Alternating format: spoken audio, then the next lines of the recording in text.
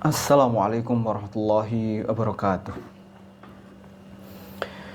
Innal hamdalillah nahmaduhu wa nasta'inuhu wa nastaghfiruh wa na'udzu billahi min syururi anfusina wa sayyiati a'malina man yahdihillahu fala mudhillalah wa man yudlil fala hadiyalah. Asyhadu an la ilaha illallah wa asyhadu anna Muhammadan abduhu wa rasuluh. Amma ba'du. Kita melanjutkan pada bab yang ke-26. Imam Bukhari rahimahullah mengatakan babun al-jihadu minal iman. Bab jihad adalah keimanan.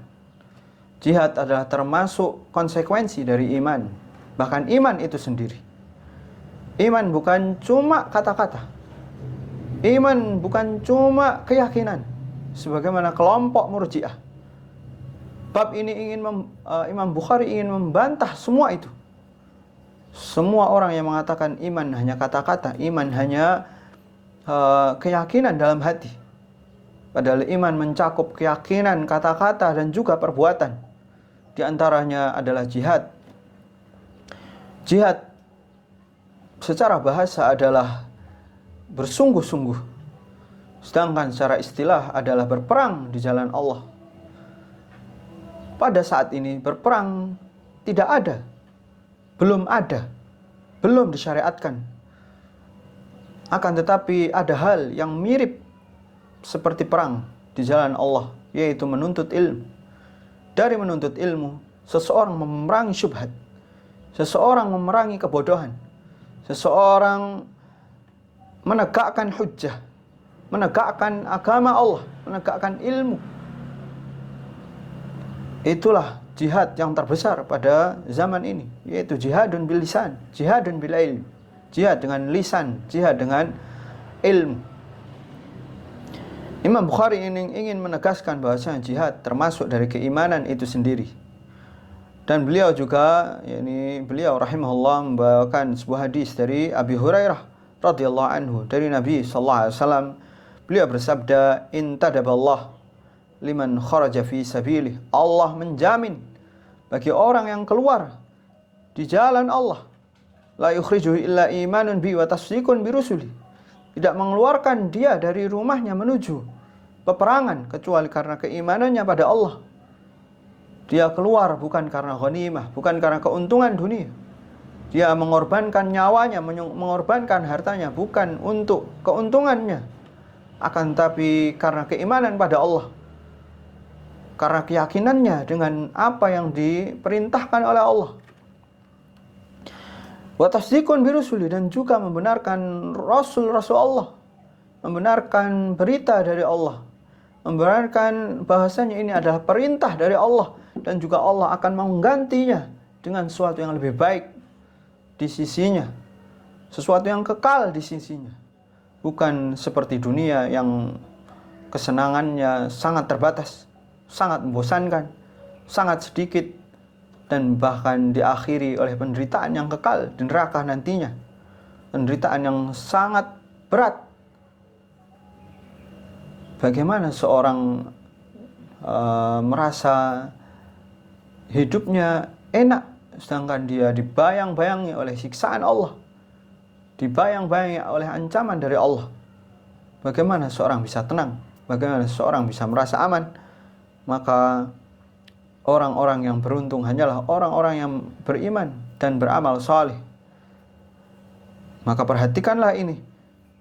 Kemudian Rasulullah SAW melanjutkan bahasanya Allah menjamin akan an urji'ahu bima nala min ajrin aw ghanimah. Maka Allah akan menjamin orang yang keluar di jalan Allah, bahasanya Allah akan memberikan dia pahala atau ghanimah. Jaminan bahasanya orang yang berangkat atau beramal karena Allah, karena imannya, karena pembenarannya terhadap Rasul-Rasul Allah, tidak akan pernah rugi. Tidak akan pernah rugi di dunia maupun di akhirat. Orang yang rugi hanyalah orang-orang yang tidak beramal, tidak beriman pada Allah. Orang rugi adalah orang yang mendapatkan kenikmatan yang sedikit, sedangkan penderitaannya sangat banyak. Sedangkan orang yang Beruntung orang yang menang adalah orang yang berusaha sedikit, sedangkan kenikmatannya yang akan dia dapat sangat banyak, kekal selamanya. Maka orang yang mau mengorbankan dunianya, kenikmatan dunianya, kelezatan dunianya untuk akhirat adalah orang-orang yang benar-benar untung. Faqad faza fawzan azima.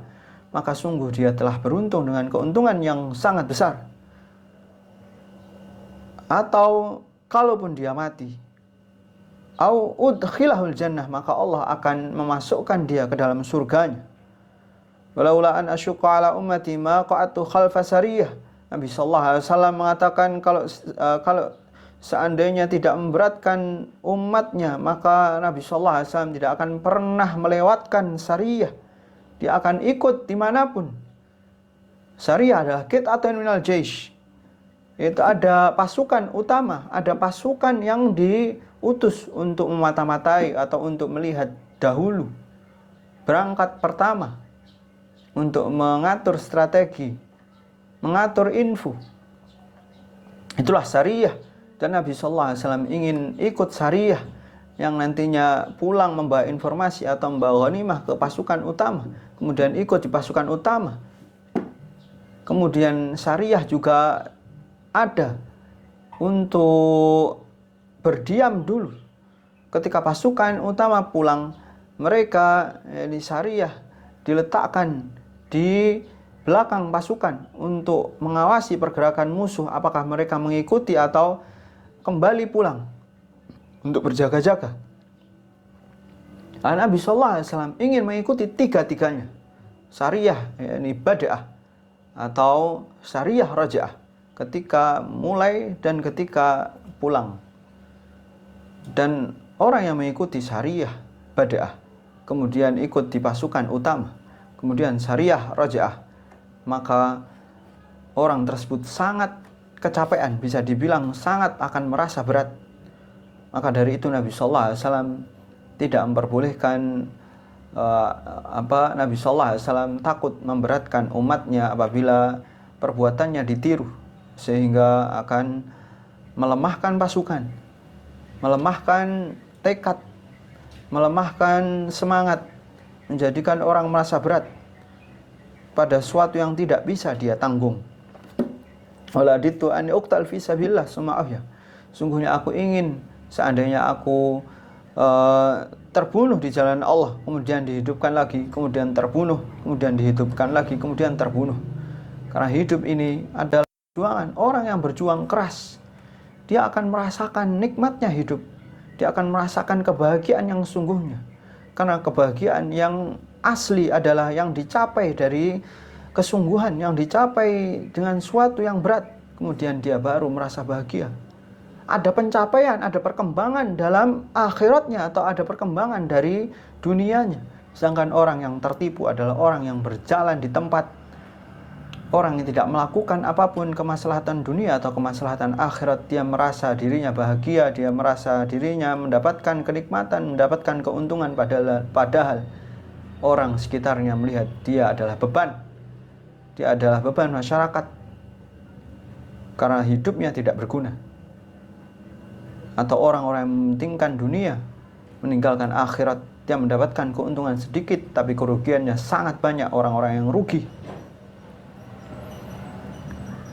Maka dari hadis ini memberikan kita faedah bahasanya keikhlasan adalah syarat untuk mendapatkan janji Allah.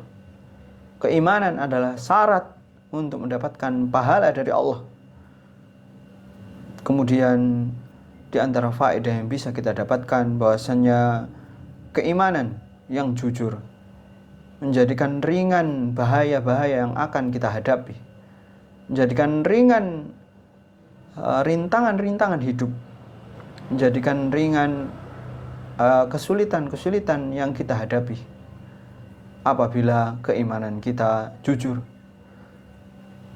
Kemudian amal itu dibangun di atas rasa cinta, di atas rasa harap. Jangan sampai kita salah dalam mengartikan amal, dorongan amal kita. Jangan sampai kita beramal karena rasa takut, sehingga ketika beramal kita penuh dengan tekanan. Perhatikan hadis-hadis ini. Imanan wahtisaban, yaitu seorang beriman, kemudian dia berharap, dia mengerjakannya dengan riang gembira, dengan penuh kecintaan, penuh harapan, sehingga dia semangat mengerjakannya. Berbeda dengan orang yang mengerjakannya karena takut. Dia akan merasa tertekan, merasa diawasi, atau penuh rasa takut, sehingga dalam hatinya ketika mengerjakan amalan-amalan dia akan merasa berat.